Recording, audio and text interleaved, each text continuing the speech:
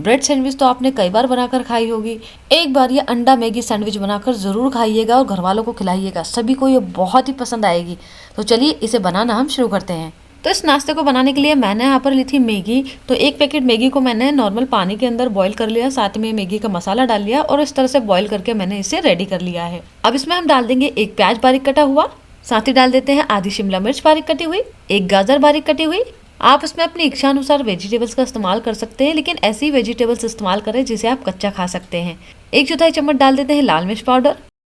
आप चाहे तो इसमें बीटरूट डाल सकते हैं, पत्ता गोभी डाल सकते हैं।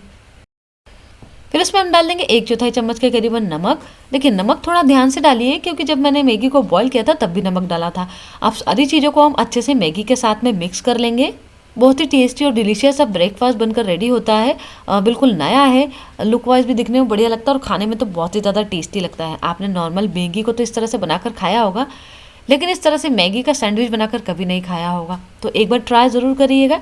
तो सारी सामग्री जो है बिल्कुल बढ़िया तरह से यहाँ पर मिक्स हो चुकी है।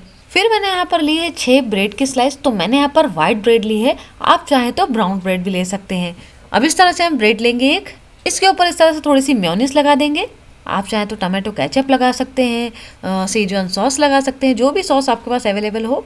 और अब जो हमने यहाँ पर मैगी की स्टफिंग बनाकर रखी ना, इसे हम इसके ऊपर रखेंगे। इस तरह से थोड़ी थोड़ी स्टफिंग रखकर इस तरह से हम इसे फैला देंगे पूरी ब्रेड के ऊपर।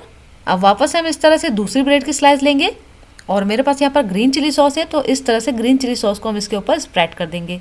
आप चाहें तो रेड चिली सॉस लगा सकते हैं, और यदि आप लोगों के पास सॉस नहीं है तो आप चटनी वगैरह भी अप्लाई कर सकते हैं इसके ऊपर।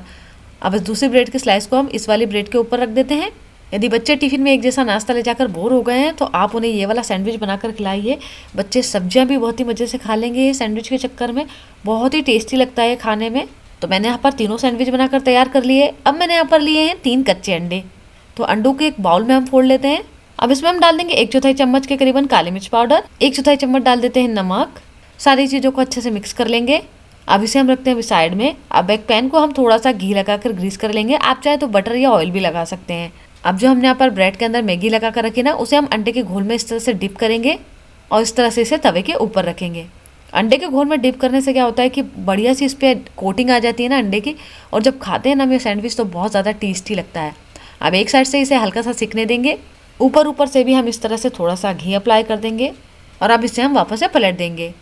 वाह, देखिए कितना बढ़िया दिख रहा है ये। और इसी तरह हम इसे दूसरे साइड से भी पका लेंगे। तो मैंने इन्हें अलटते पलटते हुए अच्छी तरह से सेक लिया है।